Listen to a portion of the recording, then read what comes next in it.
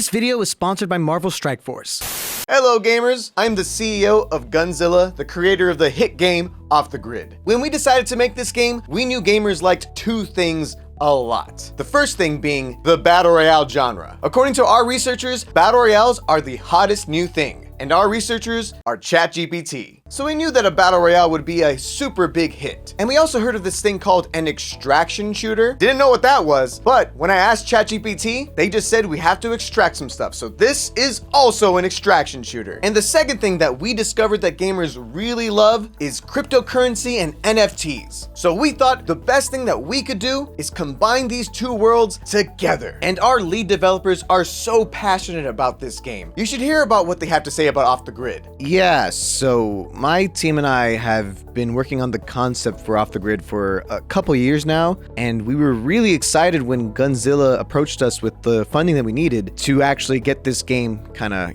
off the ground. I'm sorry. I'm a little bit confused. They said crypto, right? They never mentioned anything about crypto before. What's going on? So what are you waiting for? Try Off the Grid today on everybody's favorite platform, Epic Games. Yeah, is that a wrap? You think they'll notice that we're mining crypto with their computers? Hey, ChatGPT, did I do a good job? Hey, okay. Hey. Yo, this that quarter life, crisis over borderline, trauma that control my life, more than I control my life, damn near mortified, I just got demoralized, I don't know my purpose, so I might as well enjoy the ride, yo. So Off the Grid is so poorly optimized that some people have compared it to a cheaply made mobile game. And honestly, I think that's unfair for mobile games, because there's plenty of great mobile games, including today's sponsor, Marvel Strikeforce. Marvel Strikeforce is a mobile squad RPG. It allows you to battle with your favorite team of superheroes and supervillains in a fight to save the universe from the evil Doctor Doom or Apocalypse. You'll recruit both heroes and villains from across the multiverse, like Iron Man, Wolverine, Venom, and much more. And then from there, you'll power up your characters in game modes like Arena, Campaign, and Blitz. And if you're a new player, you can unlock up to 17 total characters within the first 30 days. And during this spooky season, a bunch of new heroes and villains will be added, as well as some spooky versions of your favorite heroes and villains. Blade is coming to Marvel Strikeforce with his team of Night Stalkers. If you're a fan of Agatha from Agatha All Along, she's also coming to Marvel Strikeforce as well. So celebrate the spooky season by using the promo code Halloween to receive 100 shards for Zombie Iron Man, 600,000 gold, and 480 L2 training modules for free. So click the link in the description down below to download Marvel Strikeforce today. Now, back to the video. Off the Grid is a third-person battle royale / extraction shooter developed by Gunzilla. For those of you who have never heard of it before and are wondering why I'm even talking about it, well, about a week ago, every big streamer on the planet was sponsored by Off the Grid to play their game, which did lead to it getting super popular very fast. But since none of them will ever give you an honest, unbiased review since, money, allow for me to review it instead. So what is Off the Grid? Well, it's a battle royale. So you go in, try and survive until the end, and win. You've seen a battle royale before, so what's the twist? What's the secret sauce here? Well, I'm glad you asked. In this game, you play as cybernetically enhanced soldiers whose arms and legs have been replaced with robotic limbs, and each robotic limb gives you up to 3 abilities: right and left arm, and the legs. Whenever you find new limbs, you'll detach the ones you currently have and replace them with a new one. It looks so weird, but it's a nice touch. The arms will give you anything from rocket launchers to drones to grappling hooks to invisibility, and the legs can give you fast movement, big jumps, slams, and even a full-on airstrike type ability.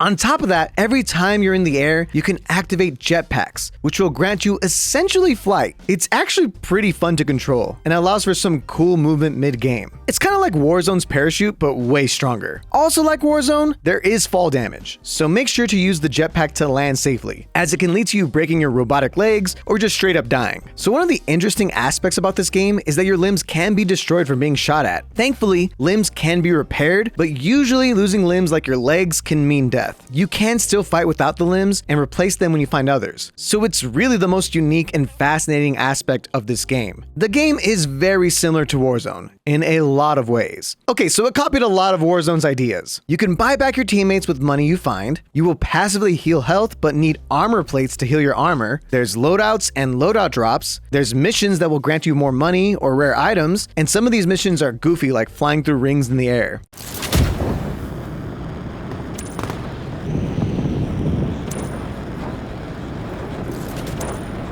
looks like the crappy Superman game on the Nintendo 64. Am I just aging myself? But this is also an extraction shooter, sort of. In this game, you'll find these hexes that can be extracted at extraction sites. And once it's completed, after the match, you'll be able to open the hex and you can unlock stuff to upgrade your loadout for the loadout drops or unlock cosmetics so you can look drippy.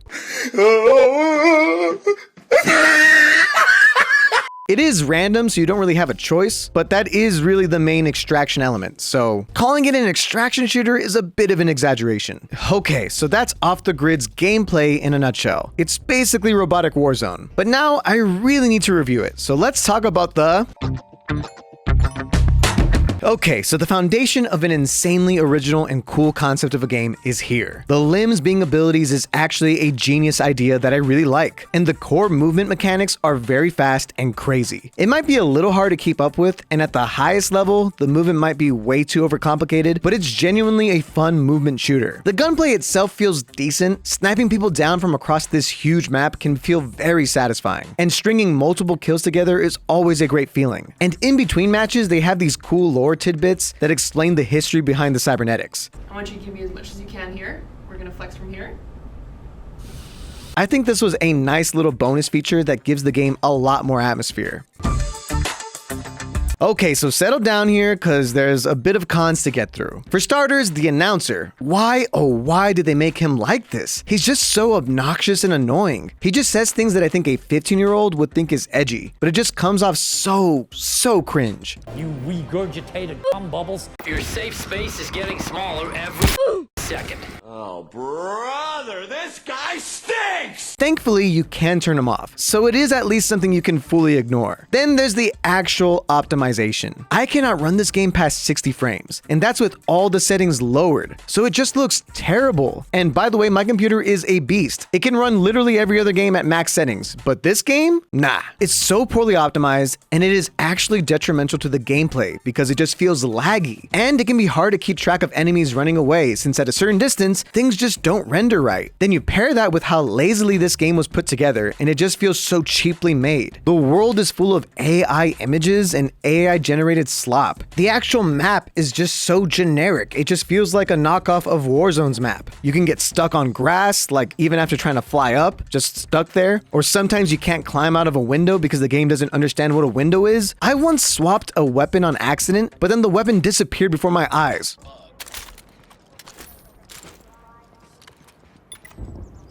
So that's fun. The melee feels hilariously weak, so when you do break a glass, it just has no oomph. Ultimately, the game just lacks any real personality or sauce, and the only personality it does have, I muted because he sucks so much.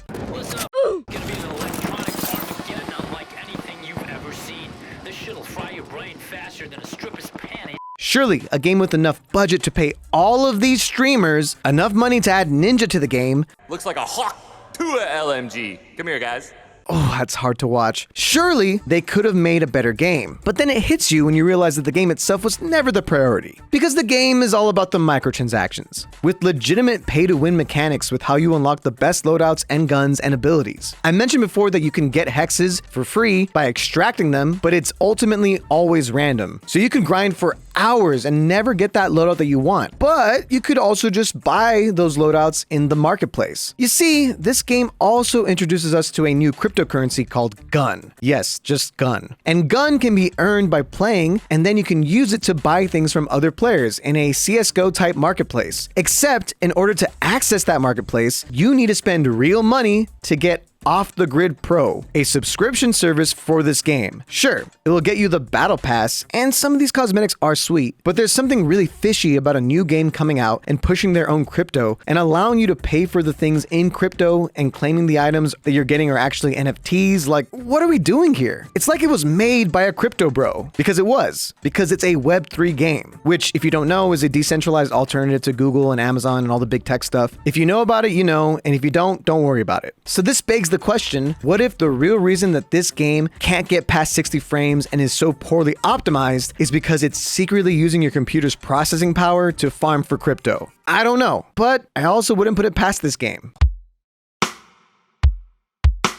Ultimately, even if you don't care about the whole weird crypto side of things, the game itself is just okay at best. Some mechanics are really unique and cool, but are just so unpolished that the end result just feels so lackluster. It's sad because there was clearly some love put into this game, and you can see remnants of an incredible game design, but it was just bogged down by the piss poor optimization and strange direction they went with monetizing. I wanted to like this game, but I could barely even play it with my friends. It would crash their computers. I know it's in its early access, but any alpha selling you a full-on battle pass and subscription service doesn't really feel like an alpha. So I'll be giving Off the Grid a 4 out of 10. There's better movement shooters, better battle royales, and better ways to spend your time and money. But what do you think? Have you tried Off the Grid? And if so, what would you rate it? Let me know in the comments down below. Okay guys, I gotta go make another cryptocurrency, so I'll catch you later. Ya noob.